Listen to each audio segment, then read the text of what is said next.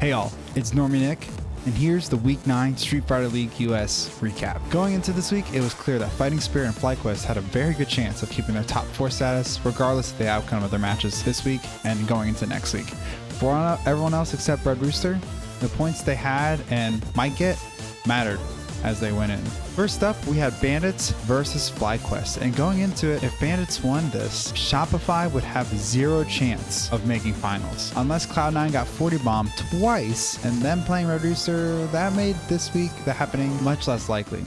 So first up, we had Jen versus Psycho. And Jen went in with the DJ pick first against Psycho's Kimberly. Psycho has been almost unstoppable in the point position for FlyQuest, only losing to Louis Man and Oil King. Formidable opponents and not even the best matchup for Kimberly.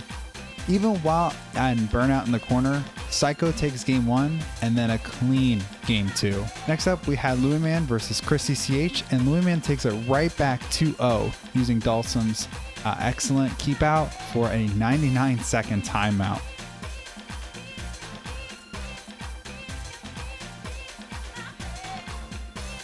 Yep, takes the throw.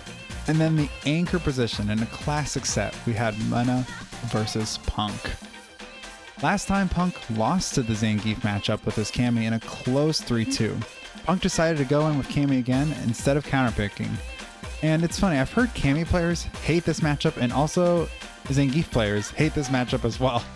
Both sides can feel like they're losing, but Punk did a really good job of routing combos to build his meter to end with a level 1. Punk won the first 2 games easy, and in game 3, Mena finally got around and tried to sneak in a DI, but got caught by Punk's insane reactions. Not even buffered, Punk rips through it with a level 1. And this is the sneaky DI Mena tried to do. Not today, as Punk would say. And then in the final round, Punk almost lost after Mena was able to land Zangief's level 3, but with a well-predicted throw loop sequence, he gets the 3-0 and 30 points for FlyQuest. It was an amazing ending to win against one of the best players in the world with such confidence. Right, there's a level 3. Here's the comeback. Punish, counter, sweep. Gets him in the corner. Throw loop time. Guess. Oh, you guessed wrong. Walks in again. Another throw loop. Another throw loop. DI.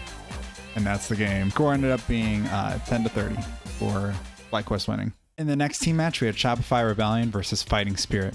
Shopify has to win this team match and ideally get a 40 bomb before playing Red Rooster next week to get that coveted 4th place spot and make it to finals. Fighting Spirit has spent a lot of time in 1st place this season, so this match was possibly Shopify's hardest and most important of the season. NuckleDoo yet again goes on point against Xan's DJ, and Do decides to go in with the mirror match with his own DJ. Maybe to get in Xan's head a little bit after he lost to Zhen's DJ from Fighting Spirit earlier in the season. The strategy worked out and Do won 2-0 really effectively using DJ's OD Jackknife and take the set. And then seeing Glass Cannon Akuma up, Shopify sent in pre-nerfed Bison to try to get another 10 points. Going to the final round of both games, Hot Dog won the set 2-0 with a perfect and put Shopify in a position to get a 40 bomb. Probably one of Hot Dog's best performances of the season. And then in my favorite set of the night, this is one you definitely should check out, was Dual Kevin going 3-0 over DCQ's Bison. This 40 bomb is huge for Shopify, going up against last place Red Rooster next week in the next team match. Dual Kevin played his mind off with excellent punishes, hit confirms, and dominating neutral over DCQ's aggressive rushdown play. This is the set to watch from tonight. I'm telling you, it was pretty hype. And with this win, Shopify actually secures a 40 bomb, which puts them in a really good place for next week. The last team match of the night was Cloud9 versus Red Rooster, and hoping to gatekeep, Red Rooster did really, really well. In the first set, we had JB versus Brutus, and one of Rashid's arguably worst matchups, JB went on point. And JB came in ready and won the set with a strong 2-0. Next up, we had Lex versus Uriel Velorio. And I really like this pick of Cloud9 putting in Lex's Guile versus Uriel's Ken. Ken has a really hard time against Guile's boom game in neutral, but once in the corner, Ken can really shine the matchup. With Uriel's unpredictability and hard reads, the set could have gone either way. Uriel had a hard time getting in and burnt himself out. Lex won 2-0. Next, we had the third set of the match. Booce versus Ajax Fidelity. Cloud9's MVP winning the anchor spot yet again. After Booce kind of trolled with his reversals in game 2, Ajax ended up tying it 1-1. Booce locked it back in to win game 3, and Ajax actually fought back, getting game 4 to tie up the set. Ajax continued his momentum with the full league in the stands cheering and won both rounds of the final game to get 20 points for Red Rooster. Lesson learned for Booce: don't play with their food. Another fun set to watch for tonight.